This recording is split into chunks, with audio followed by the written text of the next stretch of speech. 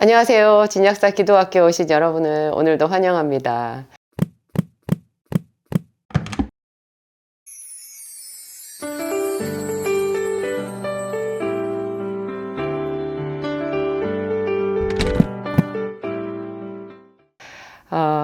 저희 교회에서 이제 크리스마스 이브 날 행사로 성경 암송 대회를 하고 있어요. 저희 해마다 했었거든요.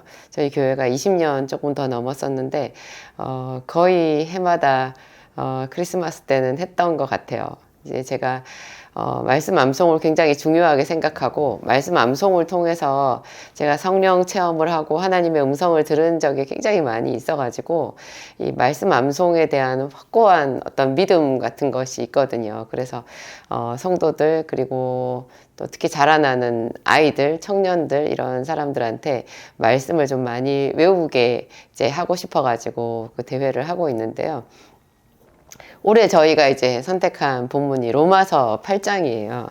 로마서 8장을 그 사람들이 특히 이제 신학자들이 이렇게 말해요. 성경이 전체가 66권이잖아요. 이 66권에 달하는 그 신구약 모든 성경 중에 가장 복음의 핵심이 들어있는 것이 로마서고, 그 중에서도 로마서 8장이다. 이렇게 이야기를 하거든요. 그래서 저희 목사님이랑 제가 이제 올해 본문을 뭘로 할까 하다가 로마서 8장 1절부터 이게 39절까지 있어요. 작년에 저희가 그 고린도전서 15장 암송대회를 했었는데, 고린도전서 15장은 부활장이거든요. 예수 그리스도의 부활, 죽은 자의 부활, 우리의 신앙의 핵심이 되는 부활이 무엇인지에 대해서 상세하게 설명이 되어 있는 부활장인데, 그것은 무려 58절까지 있었어요. 58절까지 그거를 저희 다 암송을 했잖아요, 작년에. 굉장히 많이 은혜가 있었고, 또 심사위원으로 오셨던 목사님들도, 이제 외부 목사님들도 보시고 많이 감동하시고 이제 도전받고 그러셨거든요. 여러분, 이 말씀을 암송했을 때 우리의 심령에 영적인 부흥이 온다는 거 혹시 들어보셨어요? 사람들은 찬양을 뜨겁게 하거나 뭐 기도를 뜨겁게 하면, 큰 소리로 하면 그게 부흥인 줄 아시는데요. 금방 식어요. 찬양은 노래잖아요. 노래는 부르는 순간, 나가는 순간 노래가 끝이 나잖아요. 근데 이 말씀을 계속해서 되뇌이고 하는 것이요, 그것이 부흥의 진짜 알맹이에요.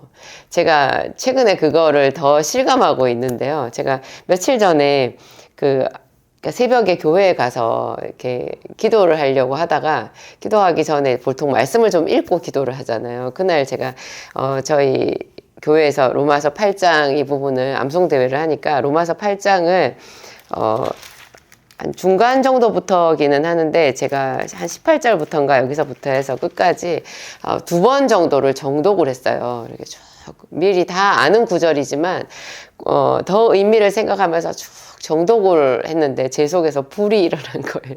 성령의 불이. 그래가지고 얼마나 강력한 그 성령의 감동이 일어나서 제가 막 눈물로 중보기도를 하고, 그 하나님의 복음의 힘, 그리고 복음을 알지 못하는 사람들, 특별히 제 주변에 특정한 몇몇 사람들이 생각이 나더라고요. 그런 사람들을 중심으로 또 저희 교회가 이번에 성전 건축을 했는데, 그 확장된 성전 그 예배 공간이잖아요. 그것을 통해서 하나님께서 더 많은 사람들 부르시고 그곳에서 성령의 감동을 주실 것을 제가 절절하게 중보기도를 하게 되었었어요. 기도하는 제가 제일 행복했거든요. 여러분, 중보기도는 다른 사람을 위한 기도이지만 그 기도를 하는 내가 가장 큰 은혜를 받아요. 본래 그래요. 그 제대로 중보기도를 성령을 쫓아서 하다 보면. 그래서 제가 며칠 전 아침에, 와, 이 말씀이 주는 이 뜨거움이 굉장하구나, 그 생각을 미리 알고 있었지만, 내가 새삼스럽게 이걸 경험하는구나, 그런 생각을 했어요.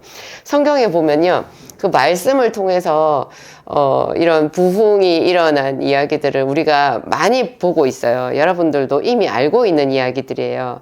예를 들면 마가의 다락방에서 그 성령이 임했잖아요. 그리고 나서 이제 제자들이 바깥으로 뛰쳐나가서 그 오순절을 기념하기 위해서 예루살렘에 굉장히 많은 사람들이 와 있었는데 그 사람들을 향해서 베드로가 설교를 했잖아요. 그때 한 번 설교했을 때 3,000명이 회개하는 기적이 있었다 하는데 그때 말 그대로잖아요. 베드로가 말씀을 전했거든요.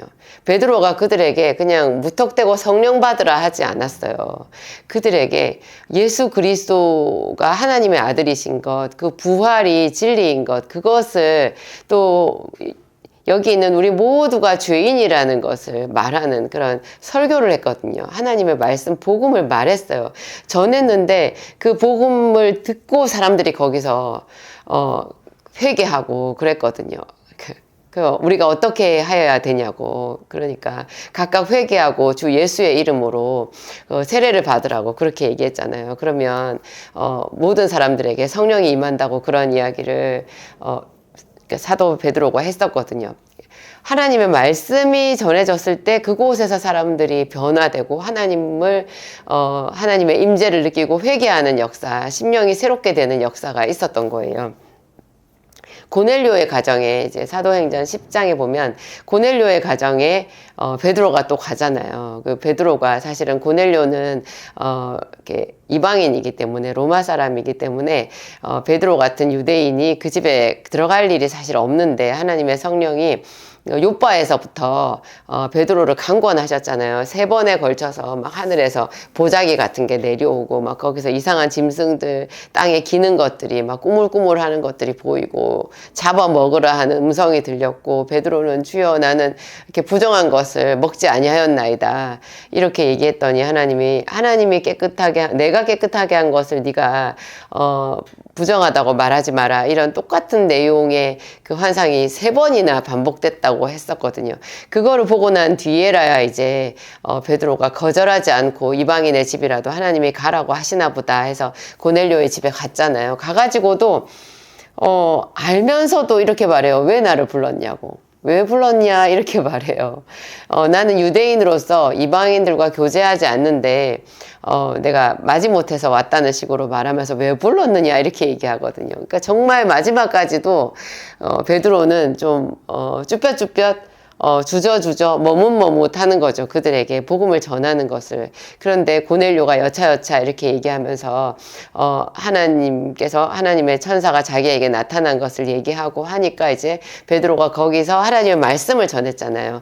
예수 그리스도에 대한 복음을 전했어요. 그런데 그냥 시큰둥하게 마치 저는 그 구약 성경에 요나가 생각났어요. 니느웨로 가서 너는 니느웨로 가서 외치라 이렇게 말했잖아요. 근데 니느웨가 3일 길이었는데 요나가 물고기 뱃속에까지 잡혔다가 그게 끌려서 갔잖아요. 사실 자기는 다시스로 도망가다가 바다에 빠졌고 죽을 뻔했는데 하나님이 큰 물고기를 예비하셔서 그 물고기 뱃속에서 3일 동안 장사 지낸 바 되었다가 이제 거기서 회개해가지고 그 물고기가 육지에 토해서 그래가지고 사실 니느웨로 갔는데도 요나는 그 니느웨 사람들한테 회개의 메시지, 하나님의 심판의 메시지를 전하는 것을 하고 싶어 하지 않아 했거든요. 그래서 3일 길인 니느웨 성읍을 하루길만 가요. 하루길만 가면서 되게 성의 없이 외쳐요.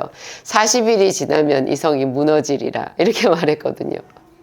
그렇게 말했는데 세상에 40일이 지나면 이 성이 무너지리라 한 그 한마디에 온 니느웨 성이 왕부터 모든 그 밑에 가장 밑바닥에 있는 여종들까지 다 회개하고 금식하고 그래서 하나님께서 니느웨 성읍을 용서해 주는 이야기가 있잖아요. 요나보다는 좀 낫지만 고넬료의 집에 간 베드로도 만만치 않았거든요. 왜 나를 불렀느냐 하면서 말하고 싶어 하지 않았어요. 그랬는데 이제 마지못해서 베드로가 거기서 간략하게 예수 그리스도에 대한 복음을 전했거든요. 신기한 거는 복음만 전했는데 그 말씀을 듣는 고넬료의 식구들과 고넬료가 부른 그의 모든 그 친구들 그 사람들에게 다 성령이 임했어요. 여러분 신기하지 않나요? 말씀을 듣고 있는데 듣는 사람의 마음이 정말로 하나님을 경외하고 귀를 쫑긋 세워서 있는 힘을 다하여 들었더니 그 듣는 자리에서 성령이 임하는 거예요. 그런 이야기는 구약 성경에도 있어요. 에스라는 이제 그 바벨론 포로기의 그 학사잖아요. 학사. 이 사람은 선생인 거죠. 율법 선생인데 에스라가 그 예루살렘 성에서 그 포로로 끌려갔다가 다시 돌아온 이스라엘 백성들에게 그 하나님의 말씀을 전했잖아요. 그 말씀을 전했을 때 그 사람들이 아침부터 저녁까지 작심하고 거기 앉아서 그냥 하나님의 말씀을 듣거든요. 근데 하루 종일 듣는데 들으면서 그 사람들의 마음이 다 그냥 하나님께 나와서 쏟아져요. 그래가지고 그 사람들이 전부 울고 회개하고 그러면서 또 기뻐하고 막 그런 일이 생기거든요. 이 말씀이 하나님의 말씀이 임했더니 거기가 그냥 천국 잔치가 된 거예요. 근데 가만히 생각해 보면 여러분 말씀이 하나님이시잖아요. 태초에 말씀이 계시니라.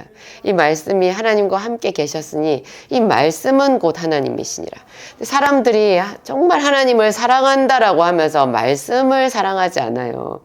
말씀을 일주일에 몇 번이나 들으세요. 여러분이 암송하고 있는 말씀이 얼마나 되세요? 또 이미 머릿속에 들어있는 암송 구절이라고 해도 그걸 얼마나 매일매일 꺼내서 여러분 입으로 되뇌어 보시나요?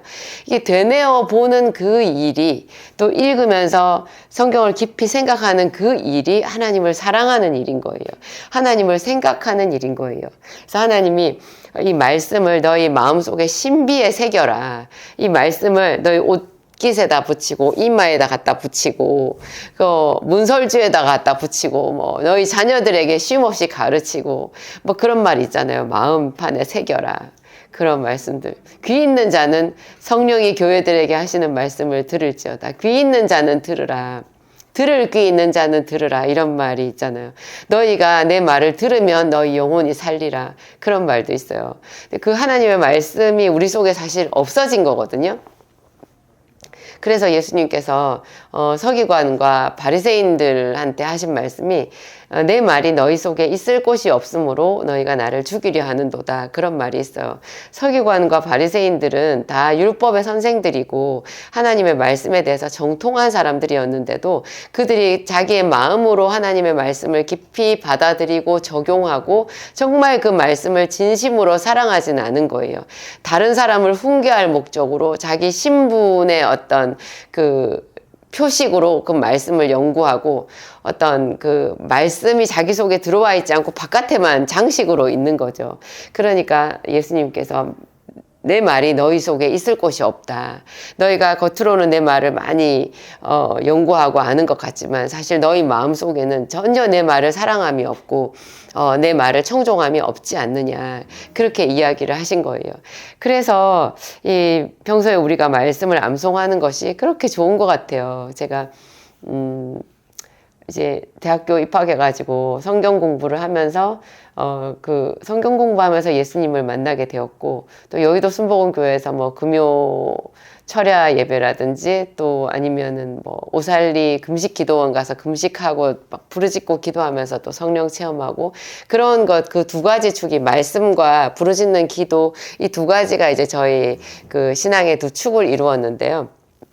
제가 말씀에 대해서 유독 열심히 있어가지고 그 고등학교 때 영어 단어를 외우듯이 또 영어를 단어를 외울 때 그 단어가 들어있는 영어 통 문장도 외웠거든요. 문장 속에서 단어를 외워야 그 단어가 적용이 된단 말이에요. 그래서 그런 식으로 제가 조그마한 수첩 같은 거 제가 일일이 손으로 써가지고 주머니에 넣고 다니면서 계속 그 영어를 단어 외우고 문장 외우고 했어요. 그거를 그대로 하나님의 말씀에 적용해가지고 제가 말씀 수첩이 있었거든요. 그거를 제가 목사님 설교 주일날 설교 때나 뭐 또 구역 성경 공부 교재나 어떤 또 믿음의 신앙 서적 같은 거 읽으면 거기에 하나님의 말씀이 인용되어 있잖아요. 그런 건 제가 거기 제 수첩에다 다 옮겨 썼어요. 그래가지고 그런 거를 소중하게 무슨 10,000원짜리 지폐처럼 제가 차곡차곡 쌓아가지고 그거 수첩을 제가 주머니에 항상 넣고 다니면서 틈만 나면 그거 꺼내서 한 절씩 읽어보고 많이 읽다 보면 또 저절로 외워지고 그랬었거든요. 근데 그런 그 말씀을 많이 외우면서 그 말씀을 통해서 성령께서 저에게 역사해준 그런 경험이 점점 더 많이 생기더라고요. 하여튼 여러분들도 말씀 암송이 좋다라는 소리는 정말 많이 들으셨을 텐데 또 제 기도학교를 통해서도 들으셨을 텐데 이제 한번 좀 더 적극적으로 실천을 해보세요. 그 중에 하나로 로마서 8장 여기를 1절부터 39절까지인데요. 대범하게 여기를 한번 암송을 시도를 해보세요. 보통 한 300번쯤 읽으면 외워진대요. 300번쯤 읽으면. 그냥 한 절을 한 50번씩 반복해도 그냥 외워지거든요. 계속 읽다 보면 입에서 저절로 나와요. 근데 저절로 나오는 그 구절이 내 마음속에 들어가가지고 내 생명의 양식이 되는 거예요. 제가 이 로마서 8장을 얘기를 하면서 읽으면서 사람들이, 성도들이 이 로마서 8장을 이해하고 암송을 할까? 이해할 수 있으면 참 좋겠다. 제가 그런 생각을 했어요.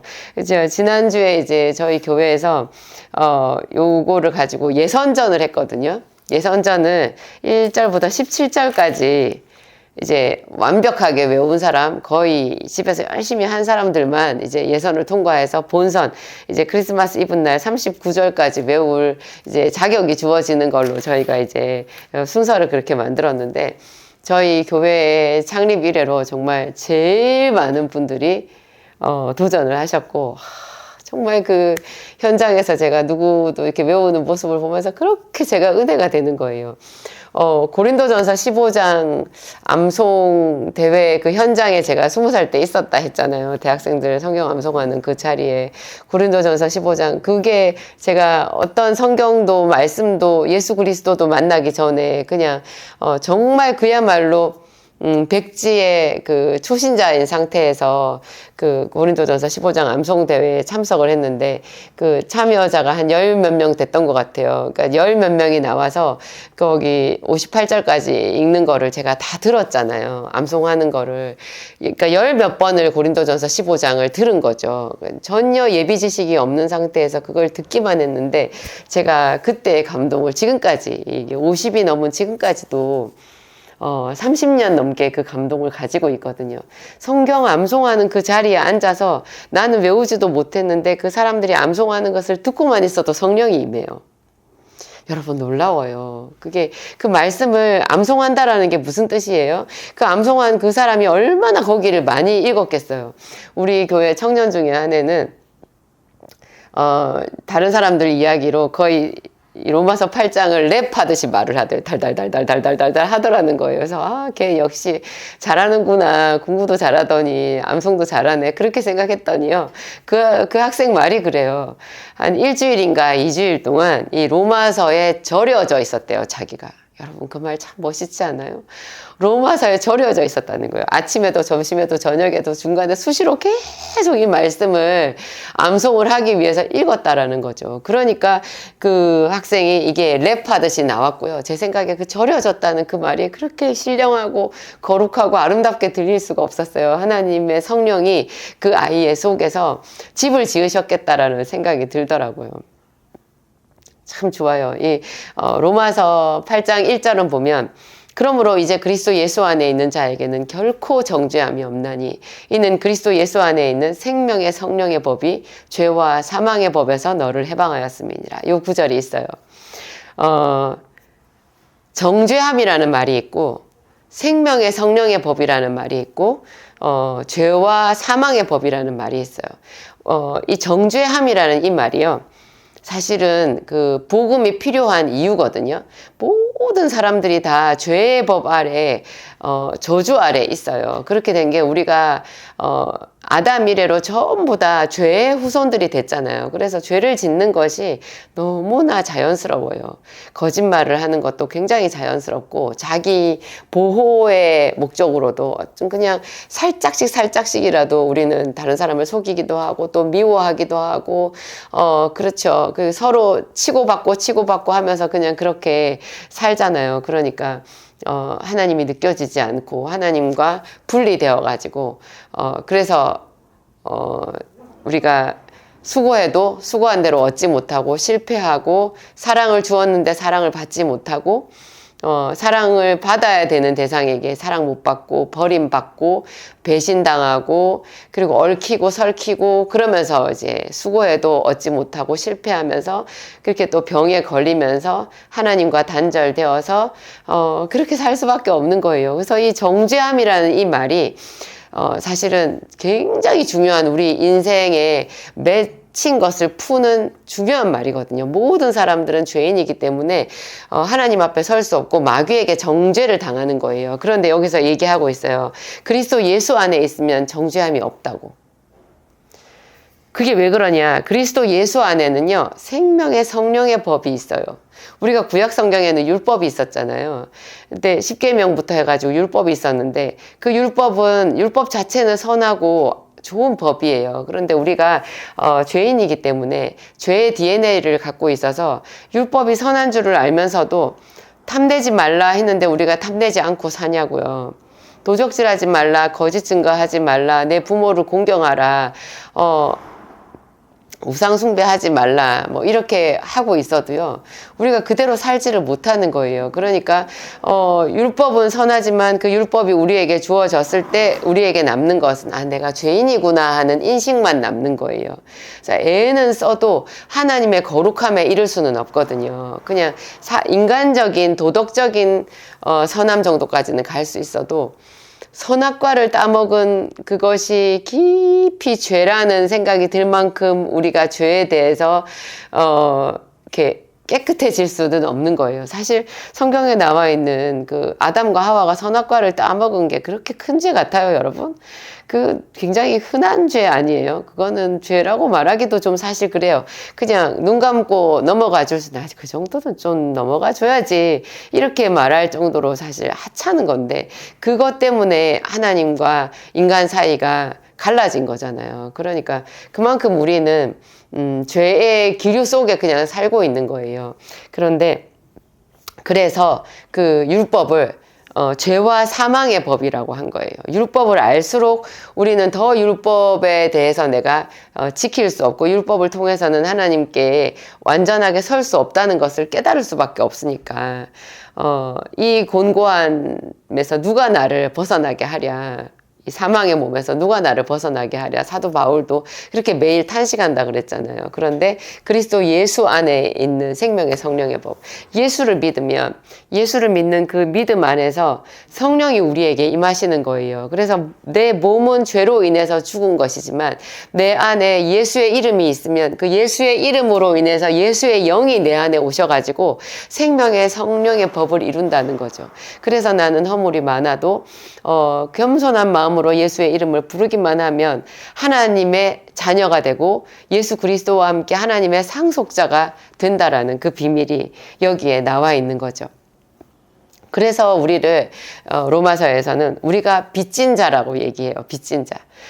육신대로 져서 육신대로 살 것이 아니라 영으로서 육신의 행실을 죽이면서 살아야 된다. 근데 아무리 영으로서 육신의 행실을 죽여도 우리는 허물이 많은 자가 아니냐. 그런데 그 허물을 사해 주시고 예수의 피로써 우리를 정결하게 해 주시니까 우리는 빚진 자다. 그래서 최선을 다해서 영을 쫓아 살아가는 그런 인생을 살아야 된다. 그렇게 말하고 있어요. 육신, 성령의 법, 죄와 사망의 법이 대비가 되는 것 같이 또 육신과 영이 대비가 되는 경험이거든요. 이렇게 대비가 되고 있거든요. 육신, 영. 육신의 생각, 영의 생각. 하나님의 영이 우리 안에 거하시면 우리가 하나님의 자녀가 된다라는 거잖아요. 그리스도의 영이 우리 안에 있으면 우리는 몸은 죄로 인해서 죽은 것이로되 우리 영은 하나님 안에서 살아있는 것이다. 우리가 그래서 그 영으로 인해서 우리가 하나님을 아바 아버지라고, 아빠 아버지라고 부를 수 있다. 그렇게 되어 있는 거예요. 그리고 여기 좀 특이한 이야기가 있는데 피조물이라는 말이 나와요. 피조물. 피조물이 고대하는 바는 하나님의 자녀들에 나타나는 것이다. 그런 말이 나오거든요. 또 피조물이 허무한데 굴복하는 것은 자기 뜻이 아니라 하나님으로 인해서 그렇다는 거예요. 근데 이 피조물들도 다 썩어짐의 종노릇한 데서 해방되어서 하나님의 영광의 자유에 이르기를 간절히 기다린대요. 이게 무슨 말이냐. 이사야서에 보면 그 하나님께서 세상을 새롭게 하시잖아요. 세상을 새롭게 하시면 사자와 곰과 어린아이와 뱀이 다 같이 뒹굴고 논다라는 얘기가 나와요. 어린아이가 독사굴에 손을 넣고 이리와 양이 같이 논다라는 거예요. 지금은 이리와 양이 같이 놀 수가 없고, 독사굴에 뭐 애가 손 넣는 거 상상할 수도 없는 일인 거죠. 이렇게 된 것이, 피조물이 허무한데 굴복하게 된 상황이라는 거예요. 본래 에덴 동산에서는 사자도 풀을 먹었다라는 거죠. 이리도 어린 양을 피를 먹는 그런 저주받은 존재가 아니라 이리도 풀을 먹는 유순한 동물이었다라는 거예요. 다 온 세상이 완벽한 조화를 이루는 곳이었다라는 거죠. 우리가 무슨 그 미녀와 야수 같은 그런 디즈니 만화 같은 것을 보면 그 한 성 안에 있는 사람들이 어떤 마녀의 저주로 인해서 모든 사람들이 다 저주를 받아가지고 그 왕자만 야수가 된 게 아니라 그 성에 사는 시종들이나 그런 사람들도 다 이상한 어떤 물체로 바뀌어 있잖아요. 그래서 그 밑에서 자기들이 본래의 자기 모습으로 돌아가기 위해서 굉장히 기다리고 고대하고 한탄하고 탄식하고 그러고 있는, 그래서 마지막에 저주가 풀릴 때 다 기뻐하는 그런 장면이 있잖아요. 근데 그것이 허무맹랑한 이야기가 아니라 지금 이 시대에 살고 있는 우리 모두가 다 그런 상황이라는 거예요. 우리가 본래는 하나님의 자녀로서 존귀한 신분이고, 죽음도 없고 슬픔도 없고 정말 하나님 안에서 완전한 기쁨과 부요를 누리는 그런 왕 같은 제사장의 족속이라는 거죠. 근데 우리뿐만 아니라, 우리가 범죄해서 우리뿐만 아니라 이 땅이나 땅 위에 있는, 땅 아래에 있는 뭐 물고기나 하늘의 새나 짐승이나 모든 세상에 있는 그 나무나 풀들까지도 다 저주를 받았다라는 거예요. 근데 이것들이 자기들도 모르는 그런 속에서 하나님의 아들들이 나타나는 것, 그러니까 하나님의 아들 예수 그리스도께서 다시 재림하셔서 이 온 세상이 그 죄의 저주 아래에 있는 것이 풀리는 것을 간절하게 기다리고 있다라는 거죠. 이런 피조물뿐만 아니라 이미 지금 예수 그리스도를 믿고 성령 세례를 받은 우리들, 이것을 여기서는 성령의 처음 익은 열매를 받은 우리라고 얘기해요. 우리들까지도 우리 몸의 완전한 구속을 기다리고 있다라는 거예요. 근데 이 구속은 우리가 바라는 것이지 눈에 보이는 것은 아니잖아요. 보이지 않는 소망으로 우리가 이런 구원을 받았기 때문에 성령을 의지해서 참음으로 완전한 구원을 기다리며 견딜지니라, 그런 말씀을 하고 있어요. 만일 우리가 보지 못하는 것을 바라면 참음으로 기다릴지니라. 이런 이야기들을 쭉 풀어가고 있어요. 근데 이것을 우리가 연약하잖아요. 참고 기다리려니까 얼마나 힘들어요. 이 세상은 저주 아래 있고 온갖 폭력과 막 도적질과 속임과 이런 것들이 난무하는 이 세상 가운데에서 하나님의 진실한 말씀을 가지고 선으로 악을 이기는 그 삶을 살려고 하니까 힘들잖아요. 그러니까 이와 같이 성령도 우리의 연약함을 도우신대요. 우리가 눌려가지고 어떻게 기도해야 될지도 알지 못할 때 우리가 방언으로 기도하면 성령이 우리를 위해서 탄식하면서 우리를 위해서 간구해 주신다라는 거예요. 그리고 우리가 이런 힘든 과정에 있는 것, 이런 것조차도 전부 다 하나님의 뜻 안에서 합력해서 선을 이룬다, 그런 이야기도 있어요. 하나님께서 우리를 택하셨는데 우리를 택하시기 전에 이미 우리를 아셨다. 그래서 하나님이 미리 아신 자들을 그 아들의 형상을 본받게 하기 위해서, 예수 그리스도를 본받게 하기 위해서 우리들을 다 미리 정해 놓으시고 우리에게 성령을 부어주셨다라는 거예요. 그렇게 하신 뜻은 우리가 예수 그리스도의 형상을 본받게 하기 위해서, 그래서 예수님이 우리 모든 사람들의 맏형이 된다라는 거예요. 예수님과 우리가 형제 관계가 된다라는 거예요. 이런 이야기들도 놀라운 거예요. 그로 많은 형제 중에서 맏아들이 되게 하려 하심이라. 예수님은 하나님이신데 하나님이신 예수님이 당신의 이름으로 일컬음을 받는 우리 그리스도인들 있잖아요. 우리 그리스도인들을 형제같이 자매같이 대우해 주신다는 거예요. 예수 그리스도의 그 상속분을 우리도 같이 받는다라는 거죠. 그래서 하는 말이, 우리는 예수 그리스도 안에서 완전한 의인이 되었다. 그런즉 이 일에 대해서 우리가 무슨 말하리요? 만일 하나님이 우리를 위하시면 누가 우리를 대적하리요?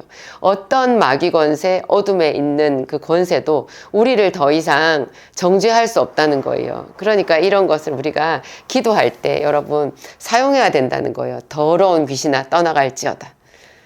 그러니까 왜냐하면 나는 죄인인 것 같아도 예수 그리스도께서 내 안에 계시기 때문에 하나님이 나를 옳다 하셨고, 그래서 마귀가 나를 힐난할 빌미가 없다라는 거예요. 그래서 예수 그리스도의 이름으로 우리는 귀신을 쫓아낼 수 있고 제어할 수 있고 그들에게 승리를 선포할 수 있는 영적인 권세가 있다라는 것을 말씀하시고 있는 거죠. 누가 능히 하나님께서 택하신 자들을 고발하리요. 그래서 하나님을 바라는 너희들아 강하고 담대하라. 하나님을 바라는 너희들아, 성도들아 너희는 강하고 담대할지어다.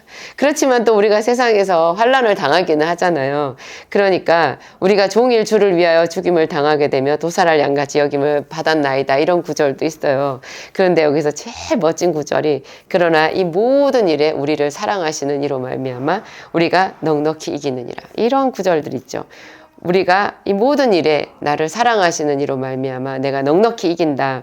누가 우리를 그리스도의 사랑에서 끊으리요. 예수 그리스도의 이름으로 내가 승리를 선포하노라, 이렇게 말할 수 있는 거죠. 하여튼 제가 이 말씀을 우리 삶에 적용하고 계속 내 입으로 되뇌어서 더 성령의 불이 내 속에서 확 일어나고 그 성령의 권세로 우리가 믿는 자로서 할 수 있는 그 기도의 능력을 나타내는 그런 법에 대해서 제가 오늘 여러분들한테 말씀을 드렸어요. 다 잘 전달이 되었을지는 모르겠지만 하여튼 로마서 8장 여러분들도 암송 한번 도전해 보시기 바랍니다. 그리고 시편도 그렇고 성경에 있는 거의 모든 부분에 특별히 성령의 감동이 더 강력하게 나타나는 그런 은혜로운 말씀들은요, 평생 동안 그냥 외운다고 생각하셔요. 그것이 여러분들에게 영적인 말할 수 없는 큰 자산이 됩니다. 기도하시겠습니다. 하나님 감사합니다. 우리에게 이 귀하신 말씀을 주셔서 감사합니다.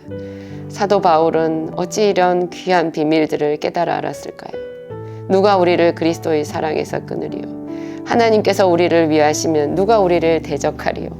하나님 감사합니다. 이와 같이 성령도 우리의 연약함을 도우시나니 이런 한 구절 한 구절들의 말씀을 지극히 사랑하며 승리를 선포합니다. 하나님, 모든 교회들의 이런 하나님의 말씀이 녹슬지 않고 살아있는 검과 같은 말씀으로 일어나기를 소원합니다. 하나님, 강단에서 선포되는 말씀, 또 늘 말씀을 전파하기에 힘쓰는 목사님들에게도, 주여 당신의 종들에게도 하나님의 말씀에 대한 새로운 부흥을 허락하여 주셔서 하나님, 이 땅이 하나님의 말씀으로 새 것이 되게 하여 주옵소서. 우리가 굶주리고 또 외롭고 힘든 모든 것이 말씀의 기갈인 줄을 생각합니다. 말씀만이 우리에게 참 만족을 주고 우리의 모든 필요를 채워주는 하나님의 천국 열쇠인 것을 생각합니다. 하나님이 기도학교에도 늘 새로운 말씀 주시옵소서. 듣는 자나 말하는 저나 모든 사람들에게 하나님의 영이 운행하여 주시옵소서. 하나님, 우리를 새롭게 하여 주시옵소서. 들은 바 읽는 바 이 말씀이 한 절도 흩어지지 아니하고 우리 속에 하나님 나라를 이루게 하여 주시옵소서. 예수님 이름으로 기도합니다.